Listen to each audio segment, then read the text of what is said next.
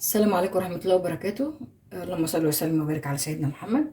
إن شاء الله النهاردة هعمل لكم صينية وراك بالطماطم والفلفل وبالصويا صوص وبخلطة حلوة جدا، إن شاء الله تعجبكم. بسم الله الرحمن الرحيم، نبدأ. عندي هنا وراك أنا مقطعاها كده بالحتة دي والدبوس لوحده. عايزة تقطعيها براحتك، عايزة تخليها سليمة براحتك، مفيش مشكلة. وعندي هنا بصلتين كبار، وعندي قطيتين كبار، وعندي فلفل اخضر قرنين بس، لو عايزه تزودي براحتك، لو عايزه تحطي حامي برضو مفيش مشكله. عندي معلقه توم، عندي 4-5 معالق كاتشب، عندي صويا صوص هناخد منها بتاع 3-4 معالق برضو، عندي عسل ابيض اخد منه معلقه كبيره، عندي مستردة، وعندي زيت، وعندي هنا التوابل روزميري، وعندي توابل الفراخ، توابل اللحم، فراخ، وعندي فلفل اسود وكمون، وعندي بابريكا وكزبره ناشفه. هنقول بسم الله الرحمن الرحيم. اول حاجه احنا هنجيب الفراخ. انا كنت حطاها في الفريزر طبعا، دي عندي من الشهر اللي فات، فجامده خلاص. انا هحاول كده نغززها بالسكينه.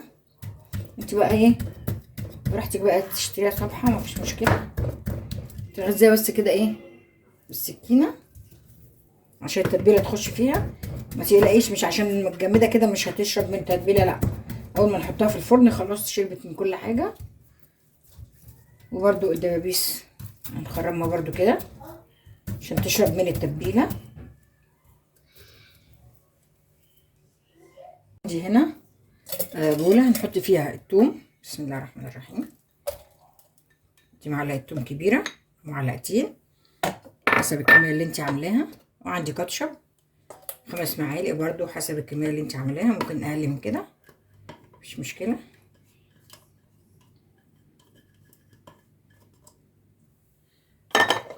وعندي معلقه عسل. بسم الله الرحمن الرحيم.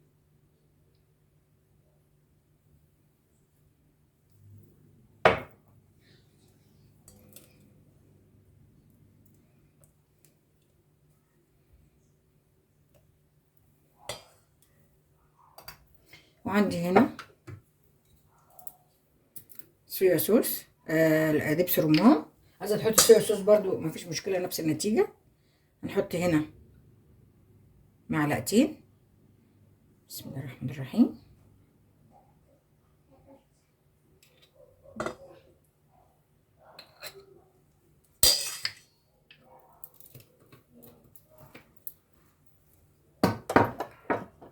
وعندي هنا مستردة.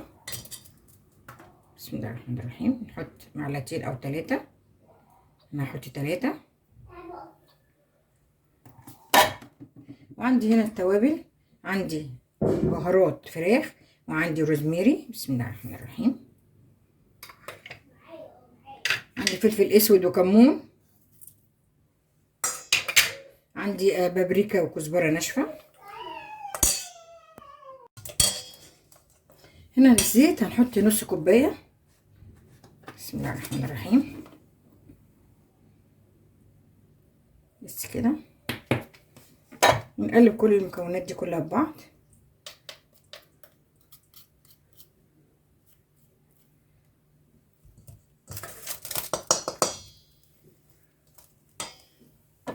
بسم الله الرحمن الرحيم.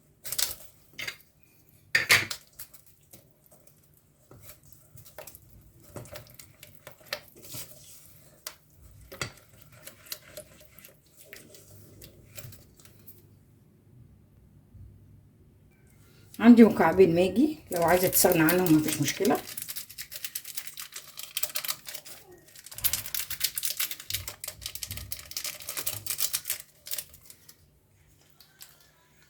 نقلب.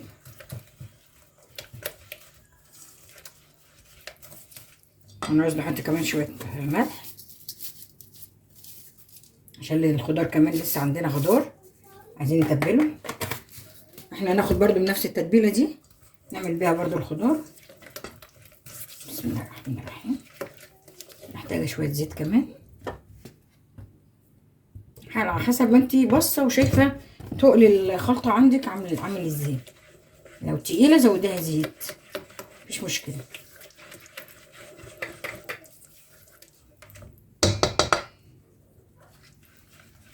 هنجيب هنا نحط شويه على الخضار،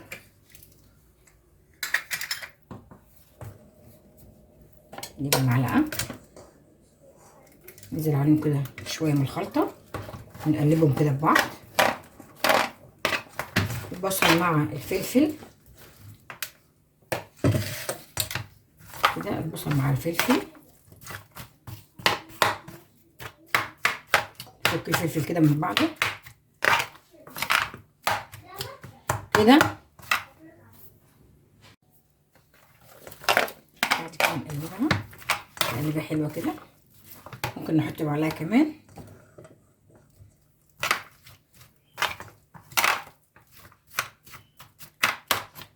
نفك البصل كده من بعضه. عايزه تزودي خضار عن كده مفيش مشكله براحتك.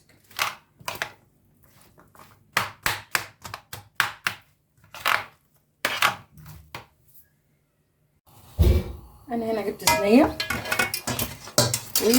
وعملت فرشت فيها البصل والفلفل والطماطم، وجبت هنا الفراخ هنحطها في التتبيله وهنشيلها كده ونرصها في الصينيه. هنحط صينيه الدبابيس لوحديها وصينيه الحته اللي من فوق ديت بتاعت الورك لوحديها، عشان دي سواها غير السوا دي. خلاص نشيلها برضو ونرصها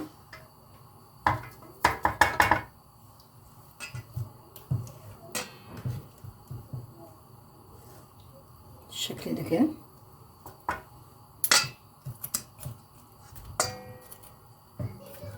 نحطها في كل حاجه كده، نشربها من التتبيله الدبابيس كلها. بسم الله الرحمن الرحيم.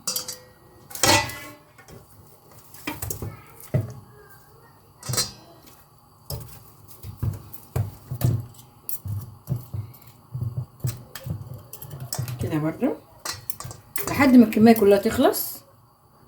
وادي هنا بعد ما رصيتهم في الصواني، عايزه تغطيهم بفويل مفيش مشكله. انا ما بغطيهمش وبدخلهم على درجه حراره 200، وبعد كده بوطي النار شويه وبسيبهم لما يستووا. وبعد كده احطهم تحت الشوايه وهبقى اوريكم لما ان شاء الله طلعوا من الفرن.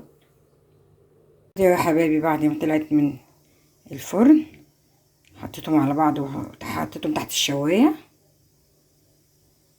بالهنا والشفا، وجربوها هتعجبكم جدا ان شاء الله.